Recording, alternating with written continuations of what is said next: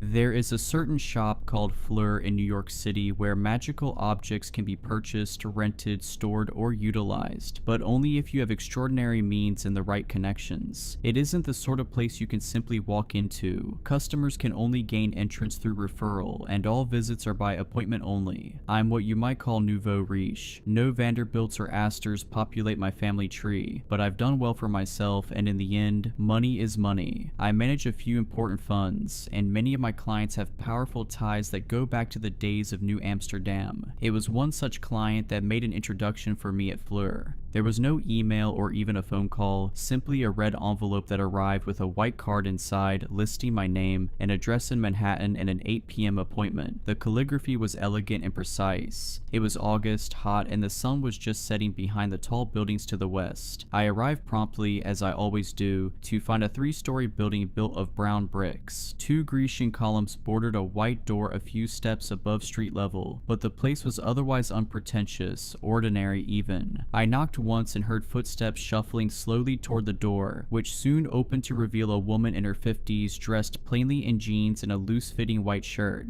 "You must be Tara," she said. "I'm Angie, the proprietress. Please follow me." I took a step inside, carefully closing the door behind me. Inside, the house was cozy and clean. I'd expected a crowded maze packed with objects. Instead, we passed an ordinary sitting room with threadbare couches and a kitchen with basic appliances and outdated tile countertops. "It's not what I expected," I said, knowing the words were rude even as they left my mouth. "When I was younger, I was vain," said Ina. She had a bit of a Midwest accent that made me want to discount anything she said. I had plenty of tools at my disposal, and I'd show up at that door glammed up to make men drool and women jealous. In the end, it brought me more trouble than joy. I should have listened to my father. He ran this place for decades before he handed me the keys. He always said it's best to hide in plain sight. Now, I see the wisdom in that. For a moment, something in the periphery of my vision flickered, and in Inga's place I glanced a much taller, thinner woman in a glittering evening gown. Her red hair shimmered like it had been woven with strands of tinsel and fell halfway down her back. Black and green tattoos snaked down her arms. The inks moved slowly beneath her skin. As I followed her into an austere office, the flicker went away and I saw the plain version of her again, smiling at me as if we now shared a secret. "So," she said, "I'm aware of your situation. I sympathize." "Do you have children?" I asked, and she shook her head. "I've never wanted them," she said. "It complicates this line of work. Certain clients see fit to threaten your family's safety if they can't get what they want. Things get quite ugly." She said this with an air of someone who'd crossed many dangerous people and come out on top. I thought it best not to inquire further. "I've tried all the normal methods," I said. "Hormones, IUE, IVF. I was trying not to betray any emotion, but I felt my chest constricting. I'd hate myself if I cried in front of this stranger. I just thought if maybe you had some kind of ointment maybe, or a charm." Jesus, I can't believe I'm saying this out loud. She held out a hand, gesturing for me to do the same. Then she took hold of my wrist and spit in my open palm. I tried to draw it back, but her grip was far stronger than it should have been. She rubbed her thumb in small circles all around my skin until the spit was spread evenly. Then finally, she released me and slowly nodded. "Unfortunately, none of the usual methods will work in your case," she said. "There's something blocking you."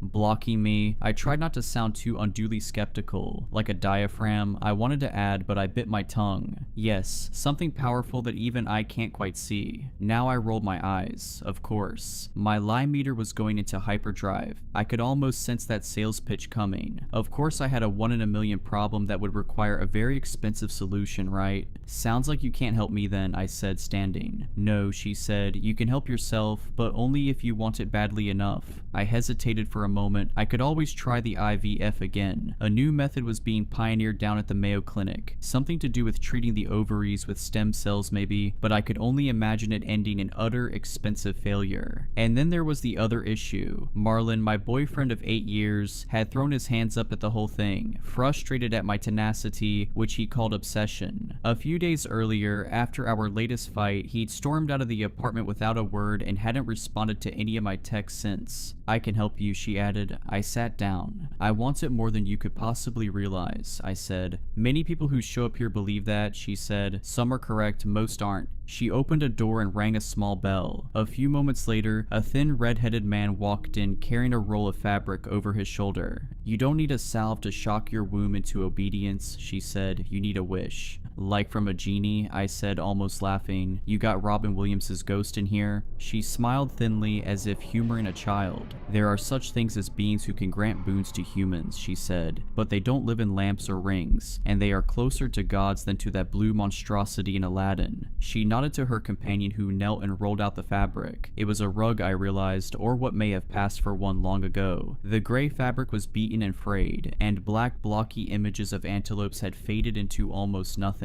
The rug is from the Ubaid period, roughly 4800 BCE, explained Inga. Even were it not charmed, it would be one of a kind amongst the oldest textiles in existence. By the same token, it's likely that it had survived for so long precisely because of its supernatural qualities. I had to stop myself from making a joke about magic carpets. Inga looked deadly serious now. In the popular imagination, magical objects are portrayed as easy fixes, said Inga. A lamp you rub or a sword that slices through stone, a carpet that flies. In reality, most enchanted objects can only be activated through extreme effort and determination. They're merely a foot in the door to seeking supernatural aid. The true effort comes from the seeker. So how does it work? I asked. To contact the being tied to this rug, you must kneel on it for 3 days and nights. During that time, you may not sleep, eat, or drink. If you have proven the strength of your resolve after 3 days, the spirit will visit you in your desire. And I can wish for anything. Most wishes are acceptable, but it's good to know ahead of time that there are limits. You cannot use the wish to kill a living thing or to negate the wish of another. Such things are against the nature of the spirit. It is a generous being by nature, looking to grant the heart's desire of the worthy. My wish is worthy, I said. She nodded. You will need time to prepare, she said. I have a room here that I'll set up for your trial. As I said, you will need to be here for 3 days. Come well nourished and hydrated just after a full night's sleep. Wear loose, comfortable clothes. She paused. Some clients choose to bring an adult diaper. You've got to be kidding me. I couldn't help but mutter, but she did not smile. The cost is $5 million per day, she said, non-refundable. I raised my eyebrows. I was told money wouldn't be an issue, she said. It's not, I said, regaining my composure. I would have to sell some of my crypto holdings, the easiest asset to liquidate on short notice. I started to assess the tax implications in my head. Good, she said, then we'll set a date. I was able to clear a few days in October for the trial. I told my coworkers I was headed to St. Bart's to do a little beach time. Though I hadn't taken a vacation in years, no one questioned it. If anything, they were glad, telling me it seemed like I could use it. I'd developed a reputation as highly intense, a ball buster. I think everyone was happy to get a break from me for a few days. I did finally hear from Marlon. He called to let me know he was coming for his things and that he hoped I wouldn't be there when he arrived. It hurt to lose him, but I told myself I was better off moving forward alone. Perhaps I just didn't want to endure the embarrassment of explaining my visit to Fleur and the trial awaiting me. If anything, Marlon was even more of a skeptic than I was, but he wasn't the kind of person who really truly wanted anything. He'd gone along with the baby plan partly because of me and partly because it was the thing people did. But I know he never really fantasized about holding a newborn in his arms, taking joy in her little coos and laughs. He was simply along for the ride until things got too hard, and then he wasn't. It was all for the best. If the wish worked as promised, I wouldn't need Marlon or any man. The baby would be all mine. In the days leading up to the trial, I did everything I could to prepare. I caught up on sleep, ate at a small caloric surplus, and did a daily yoga routine to loosen my joints. Embarrassingly, I also prayed to a small statue of Mary my mother had given me as a girl. It was one of the few objects I'd kept from childhood, and I certainly wasn't Catholic anymore, but it felt like it wouldn't hurt. Finally, the day came. I arrived at Fleur and ascended the steps. The door opened before I could even knock, and Inga gestured for me to enter. She was dressed in a sort of white linen uniform with a tan apron. She might have looked at home in a day spa. Indeed, she handed me a glass of ice water with a cucumber floating inside. It's important to hydrate and best to empty your bladder before you go in, she said. Then looking me in the eye, she added, Is your resolve as strong now as when we last met?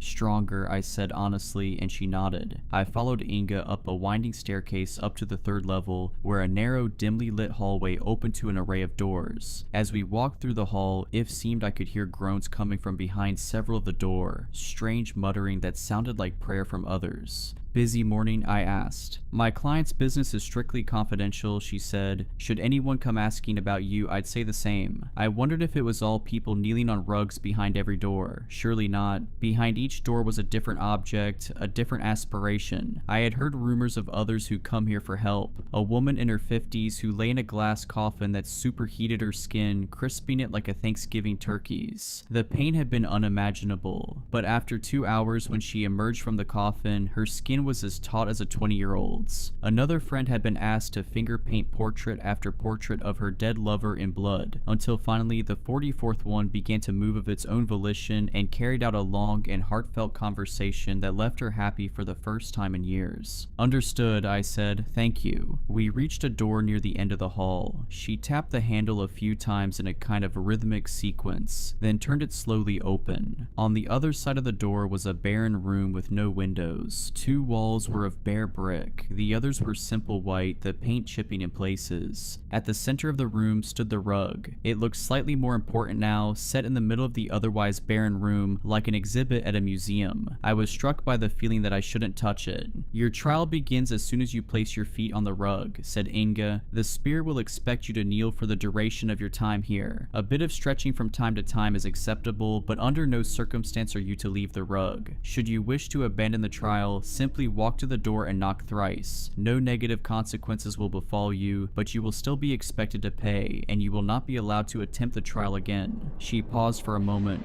I should have asked this before, she said, but as I mentioned, there's some kind of blockage preventing you from having a child. Do you have enemies? Someone who would care enough to curse you? I tried to think. I'd upset plenty of people in my life, especially at Word. I had ruined certain companies, effectively putting my boot on their necks when they showed the first signs of weakness. I'd sparked selling frenzies that tanked stock prices and ruined small financial empires. An angry tech bro had once pelted me with a milkshake as I left the office. I don't think any of my enemies believe in this stuff, I said, and she nodded. Good, she said. The trial begins now. She walked outside, closing the door behind her, and though I was now the only person in the room, I didn't feel alone at all. The rug had a presence to it, I realized, just not necessarily a human one. Slowly, I removed my heels and circled the rug. The floor was frigid against my bare feet, cold enough to be uncomfortable, yet I found it difficult to will myself to step onto the fabric. Finally, I shook my head. I was being stupid. I would get on the rug. I had never shied away from anything simply because it was hard. This time would be no different. The first few minutes were unremarkable. I knelt on the old fabric and stared blankly at the wall. Years of classes, yoga, barre, Pilates, etc. had trained me for this moment. If anything, when I closed my eyes, I could pretend that I was simply holding child's pose for a bit longer than usual, and that I'd soon be hitting the shower and indulging in a green smoothie. As time wore on, it became harder to maintain this fantasy. My muscles began to ache, and I shifted to other sorts of kneeling, sometimes with my torso elevated, sometimes lying forward and touching the rug with my fingertips. Initially, the rug had seemed to possess no smell, and I imagined it had dissipated over the course of millennia. Now though, with my mind emptied and my senses heightened, I caught notes of odd scents, a kind of burnt one emanating from the black dye and a musky, earthen one from the fabric itself. Did they have sheep back in the olden days of the Fertile Crescent, or had this been woven from the hair of some other animal? The pain became worse. My lower back and knees throbbed. How long had I been kneeling now? Surely not more than a few hours. Was I really ready to endure this for days? I'm going to stand and stretch now, I said, feeling like an idiot. I hope that's okay. That doesn't break the rules, right? There was no response, and I felt extra stupid. Okay, I asked one last time. Looking up, I seemed to spy a haze of something at the far end of the room near the wall in front of me. An old woman was sitting in a chair knitting. For a moment, she looked up from her work and met my eye, then she slowly nodded, giving me permission. Carefully unbending my knees, I stood. The relief was immediate. The fire that had been burning in my joints went out as if doused with a bucket of water. This is still the easy part, said the old woman quietly from the far side of the room. If you don't have the will to continue, better to quit now. There's no prize for quitting halfway or even at the 3/4 mark. You've never met anyone with a will like mine, I said. She snorted a little and went back to her knitting. Kneel, she said quietly, and then she disappeared. The pain grew worse, and if it was just pain, it might have been easy, but your mind plays tricks on you when you hurt. It'll tell you that you're doing permanent injury to your knees and ankles. It'll ask if the tingling sensation in your toes is nerve damage. Could your spine itself be in jeopardy? Will you still be able to walk at the end of all this? But through all of it, I didn't stop kneeling. Every time an intrusive thought arose, I made myself think of my daughter. At times, it was almost as if I could see her. In the vision though, she wasn't a baby, but a woman fully grown, perhaps even my same age. She stood behind the old woman, a hand on her shoulder. She stared at me as if looking for something, perhaps wondering if I'd soon give up, if she'd never come to exist. This wasn't the first time I'd seen my daughter. Since I was a teenager, I've had vivid dreams about her, us at high tea in matching dresses, arguing the merits of English breakfast and Earl Grey, me at her college graduation, my eyes welling with tears as she collects her Princeton diploma, me popping a bottle of champagne to celebrate her putting the down payment on her first apartment, a little one-bedroom in Brooklyn. It was all so clear that it seemed inevitable, like the dreams were a reality just waiting for me once I reached the proper time. I knew I was destined to become the mom that my own mother never was. Yes, my mother was a disaster. She'd moved to New York from rural Virginia, assuming she'd be discovered by some producer at the cafe where she worked and book her ticket to Broadway. Every morning she spent an hour in the mirror, preparing for her big break, but it never came. Instead, there was only an endless procession of men, some with promises of fame and fortune, but mostly just a string of losers that grew increasingly dangerous. I don't like to talk much about that period of my life, except to say that it was terrible and not something I'd wish on anyone. It all ended when I was 12 and came home from school to find her half dead off a bag of gray powder, lying on the couch beside her fully dead boyfriend. I went to live with one of her cousins in Brooklyn after that. She had 2 daughters of her own and worked almost constantly. To her credit, I wasn't treated any worse than her biological children, but that's not saying much. At best, we were all seen as burdens, but at least I was safe. I suppose it made me tough and eager to be nothing like my mother. I grew up hating her and had very little contact with her once I stopped living at her place. At some point, I heard that she died falling from a balcony, an act that may have been self-inflicted or at the hands of a jealous boyfriend, though the truth was never discovered. I chose not to attend the funeral. I suppose I was driven to be my mother's opposite in every way. Through high school, my grades were perfect and I never dated. I told myself that when I was older, I would give my daughter the things I never had. A clean apartment looking over the park, and a stable dad who never drank and woke up early each morning to brew coffee and read the news. A mother who loved her above all other things. I looked up at the old woman. My daughter's shade stooped down and whispered something in her ear. "What?" I asked, attempting to bend my head up to look at them. I realized I barely had the strength to do so. How long had I been here now? I had no phone, no watch. The room had no windows. It could have been the first day or the second, certainly not the third. "She says that you could never love her above all other things," the old woman muttered. "You love yourself too much." Had they read my thoughts? "What does she know?" I asked. "She doesn't know me. She's not even real."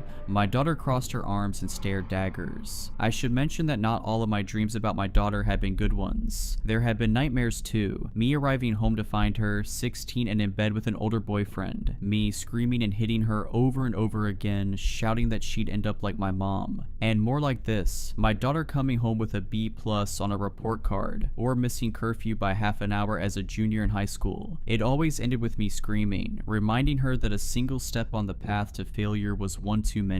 I would wake from these dreams full of anger at her, incredulous that my imagined daughter could betray me in such a way. At some point, my right knee gave out. I wasn't sure if the joint had ruptured permanently or if it just needed some rest, but there was physically no way I could make it hold position. I collapsed face first onto the rug and looked up at the old woman as if to ask if this was acceptable. She nodded almost imperceptibly. At some point that I had soiled myself. Not quite sure what to do, I removed the stained pants and underwear and tossed them to the side of the room. Then, for whatever reason, I removed my shirt as well, throwing it after the others. I lay curled in a naked ball, looking weakly up at the old woman, who kept busy with her knitting. "How long?" I asked, but she didn't answer. Beside her, my daughter never took her eyes off me. She was smirking just a bit, reveling in my pain. She was the bad girl, the one I'd seen in my dreams. She would disobey me. I would come home from work to find her in a cloud of pot smoke listening to an old Nirvana album, and I would rip the buds from her ears and smash them underfoot over and over again until they were plastic dust. "Give up," she mouthed. And never, I tried to say, but my lips were chapped and bleeding and the words caught in my throat. I knew then that I would amend my wish. I would wish for a good daughter, not her, not the brat looking down at me from the old woman's side. I tried to give voice to these thoughts, to shout them at my daughter, and found I could not. For the first time I felt a pang of true fear. Not that I would give up, but that I would die here, naked on this rug, before I had a chance to make my wish. There had been no promise that I would live. How long could the body go without water? I would have drunk from a gutter or a horse trough were it in front of me. Anything. Shadows were dancing all around the room, a great revel, all ready to carry me off to somewhere dark and permanent. I knew I could make them go away. I could roll off the rug, crawl to the door, beg to be let out, but I would not. I would never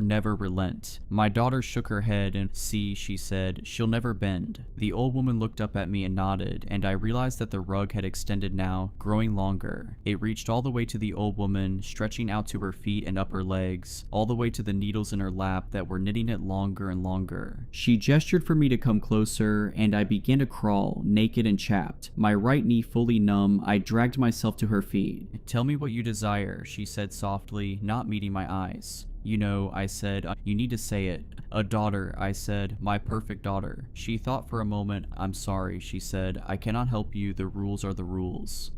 "What are you talking about?" I choked as I asked the question, my throat dry and painful. "Your wish cannot negate the wish of another," she said softly. "I don't understand," I said. What was she talking about? The woman held up the bits of yarns in her lap. They seemed to vibrate, the dancing threads throwing darkness on the wall like shadow puppets. In these shadows a vision formed. It was my daughter years in the future, my same age. She was here in this very room, kneeling on this very same rug. Time moved in fast motion as I watched her suffer just as I had. Her body breaking down, her mind drying into a husk as the lack of sleep and water broke it. But in the end, she too survived the trial. She too crawled to the old woman to make her wish. "I don't want to die," she said through chapped lips, "but I wish I was never born. Could you do that for me?" The old woman looked up at her curiously. "Perhaps. Why is this your wish?" "Because I have never been happy, not one day in my life," my daughter said, blinking away tears. "I had a mother who screamed at me for the slightest misstep. She demanded perfection, and I tried to give it to her. I gave her everything she wanted. I went to Yale, then Harvard Medical School. There's no better doctor in the city, but every day I come home and wish I'd die in my sleep. I haven't spoken to my mom in years, but I still hear her screaming. The second I start to feel happy, she's right there in my ear, telling me I don't deserve an ounce of joy in my life." The old woman nodded. "I can give you what you wish," she said. "Wait," said my daughter. "If you grant the wish, what happens?" The old woman gestured to the work in her lap. "It would be a bit of bother," she said. "I'd have to unravel this a bit." She gestured to the yarn in her lap, still attached to the rug. 38 years worth of work, back to the time of your conception. I'd nudge things just a little bit. A different baby would fill her belly.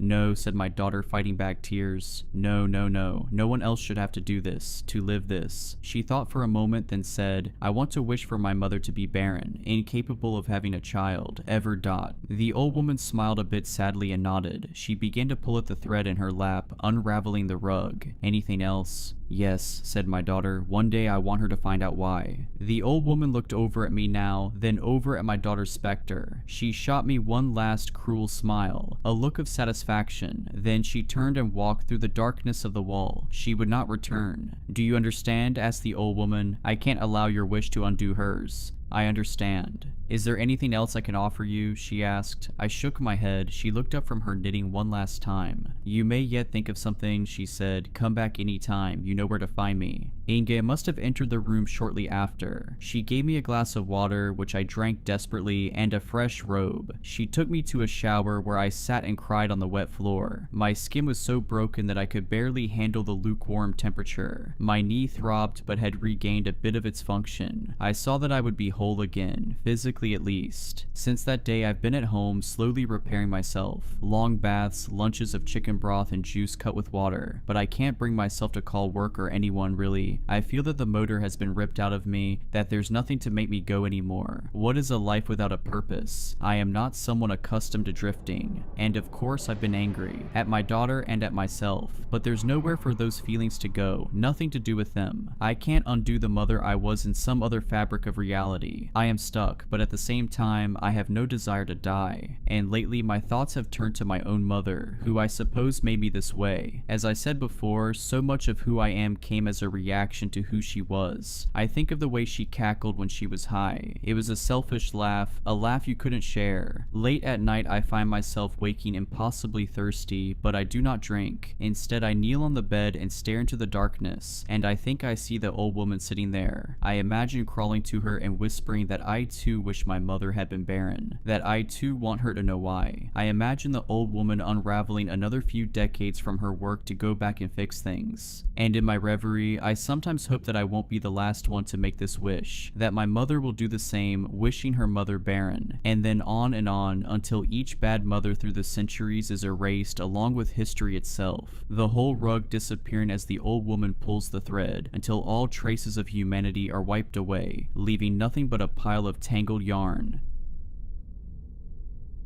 The first time I saw the 13th floor was just a few days ago, and I hope I will never see it again. It was a normal Monday, and I was exhausted after a long day of work. I work as a nurse at Westview Hospital, and my shifts were always draining, especially that day since I had to work a double. Finally, my shift ended and I hurried out the door. I appreciated not having to worry about parking in a city that was normally so busy. Living so close to work had its advantages. Westview was often still bustling at that hour, but tonight it felt eerily abandoned, as though the world had retreated into the shadows. My apartment building loomed ahead and I quickened my pace, anxious to get inside. I stepped into the lobby of Central Heights, passing by Ray the doorman and offering a polite nod to his wave. Normally, I would have stopped to chat, but I was too tired and was just looking forward to a bath, a stiff drink, and maybe a TV show before I collapsed into sleep. As I made my way toward the elevator, I was already scrolling through my phone for something to watch while waiting for the long ride to the 16th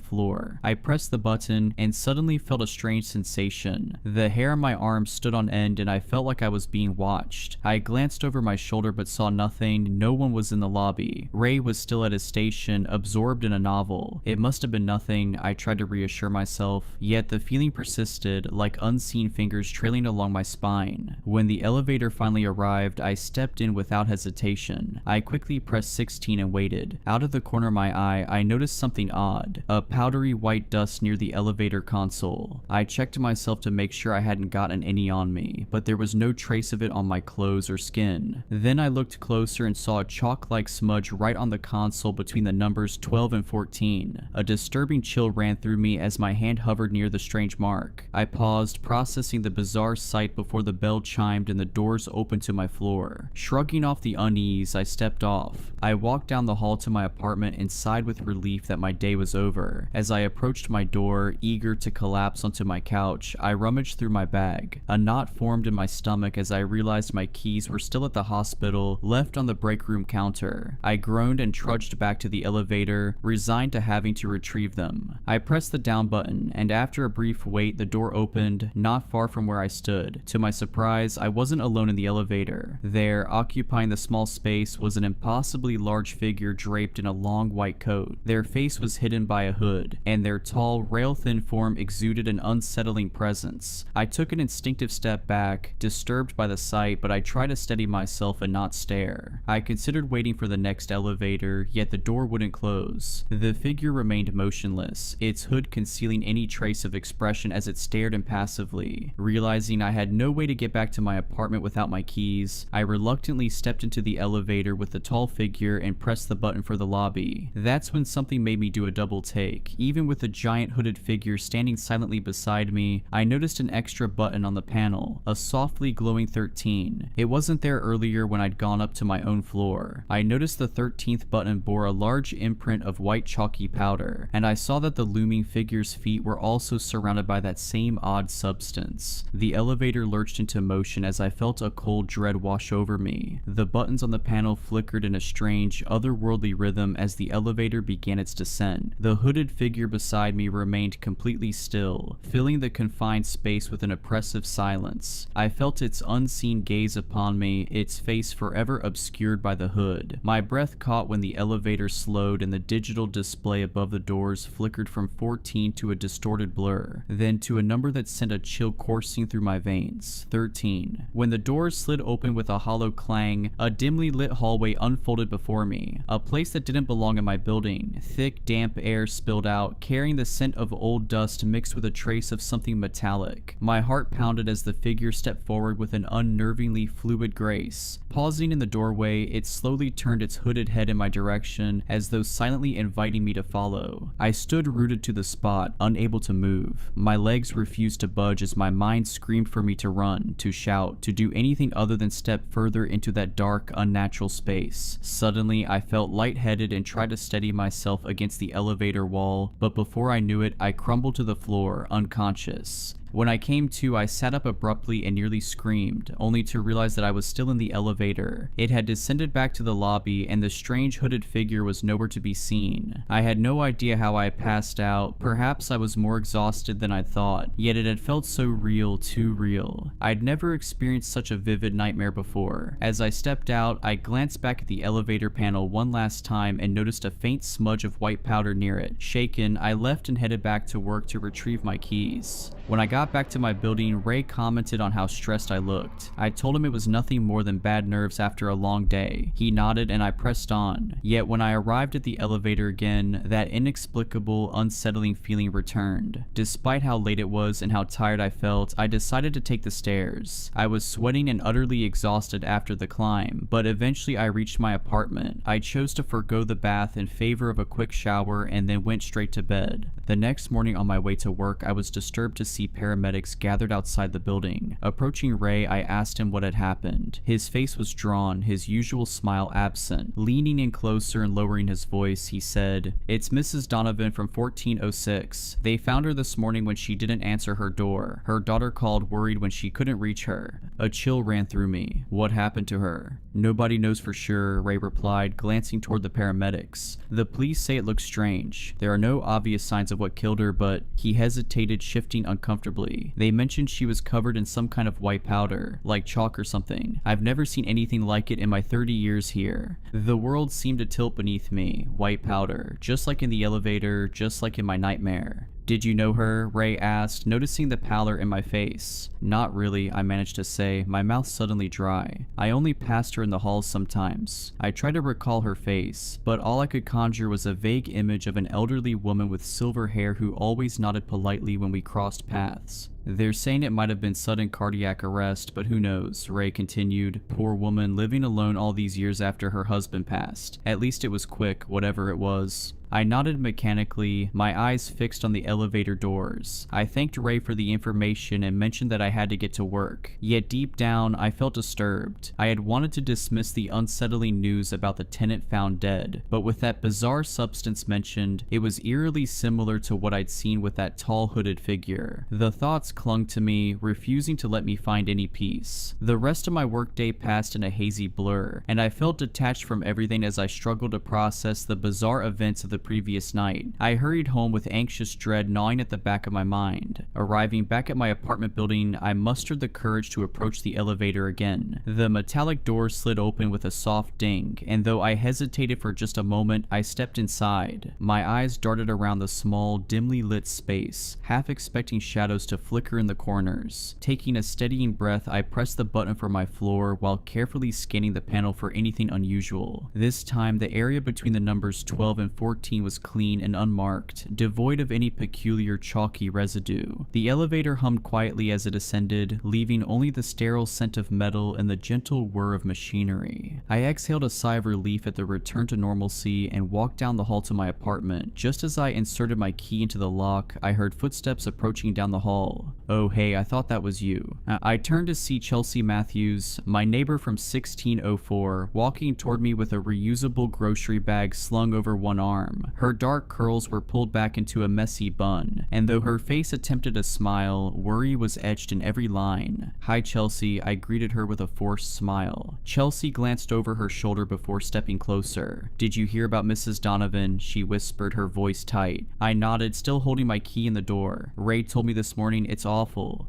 "I can't stop thinking about it," Chelsea admitted, clutching her grocery bag closer to her chest. "I saw her just 2 days ago in the laundry room. She seemed perfectly fine, even talking about her granddaughter's ballet recital." A chill crept up my spine. "Did Ray mention the white powder they found?" Her eyes widened. "Yes. That's what's so strange. My sister works at the police station as a clerk, and she couldn't tell me much, but she said the investigators were baffled. It wasn't any kind of drug or poison they recognized, just this weird chalky substance all over her apartment." Her voice dropped even lower. "The medical examiner still hasn't determined a cause of death." My legs felt weak as I leaned against the doorframe. "That's disturbing." "There's something else," Chelsea confided, stepping even closer. "Mrs. Donovan mentioned something weird the last time I saw her. She talked about having nightmares of a tall figure in white visiting her at night." She shook her head. "I assumed it was just an old woman's imagination, you know, but now..." The key slipped from my fingers, clattering against the hardwood floor, making Chelsea jump. "Sorry," I mumbled as I bent to retrieve it with trembling hands. "Did she say anything else about this figure?" Chelsea furrowed her brow. "Just that it was impossibly tall and wore some kind of hood. She mentioned it even left marks on her floor, like footprints or something." She shrugged helplessly. "I figured it was just her medication giving her vivid dreams." My mouth went dry. "And you said this was 2 days ago?" "Yeah," she nodded. "The day before she died." Studying my face, she asked, "Are you okay? You look a bit pale."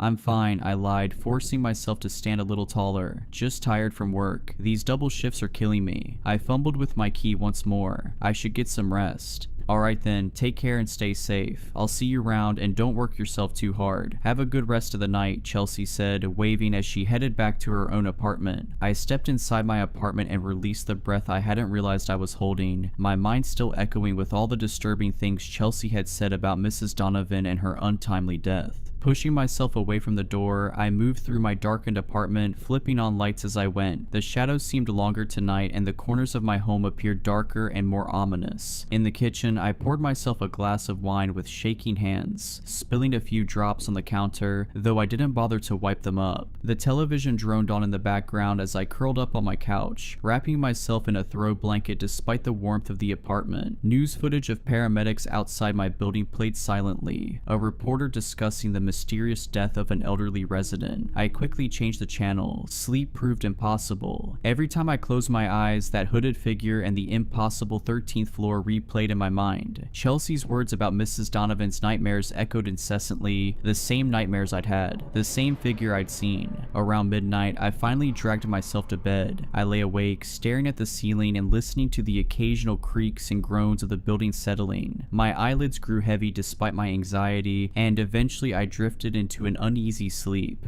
I woke with a start, my alarm blaring beside me. For a moment I felt disoriented, unable to tell if I had truly slept or merely closed my eyes for a few minutes. My body felt heavy and my mind foggy as I dragged myself out of bed and into the shower. The hot water did little to wash away my unease. As I dressed for work, I found myself continuously glancing toward my door, half expecting a knock or the turn of the handle. I chided myself for being irrational, but couldn't shake the dread that had firmly taken root in my mind. My morning routine took longer than usual. Every sound startled me. By the time I was ready to leave, I was already running late. I hesitated at my door, took a deep breath, and stepped into the hallway. The corridor was quiet, with morning light filtering through the windows at each end. I locked my door and headed toward the elevator, only to freeze mid-step. There, in the middle of the hallway, stood Chelsea. I recalled that she worked at a different hospital across town, yet she was in her hospital scrubs, though they looked rumpled as if she'd slept in them. Her hair hung loose and tangled around her shoulders. "Chelsea," I called out cautiously, "are you okay?" She didn't respond at first, remaining perfectly still with her gaze fixed on the wall. Something about her unresponsive stillness sent a chill down my spine. "Chelsea," I tried again, gently reaching out to touch her shoulder. At my touch, her head snapped toward me, but her eyes remained unfocused, gazing through me rather than at me. Her pupils were dilated and her face looked unnaturally pale. "It comes at night," Chelsea whispered, her voice raspy and strange. "The shadow of death, it wears white but leaves darkness. It marks them first. The 13th floor, it's waiting there." My blood ran cold. Chelsea, what are you talking about? There is no 13th floor. I saw it last night, she continued, her voice slurring slightly. In the elevator, the button appeared, white dust, so cold. She shuddered violently. It knows who's next. I gripped her shoulders, shaking her gently. Chelsea, snap out of it. Blinking rapidly, Chelsea's eyes gradually focused. Color slowly returned to her face as confusion took over. She looked around disoriented before finally recognizing me. Why am I in the hallway? She murmured, touching her forehead and wincing. God, I have such a headache. Was I sleepwalking?